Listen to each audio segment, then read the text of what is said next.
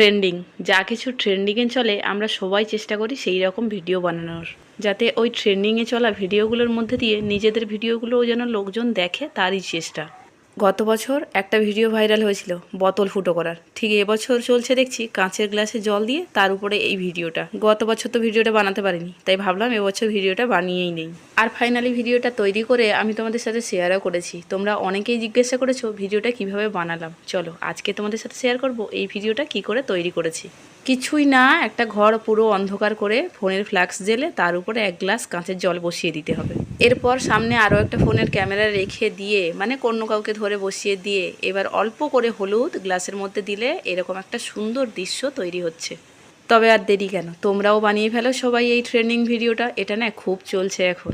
আমি তো তৈরি করেই ফেললাম আর আপলোডও করেছি। তোমরা যারা দেখেছো অনেক ভালো, আর যারা দেখোনি এখনো পর্যন্ত তারা দেখে এসো।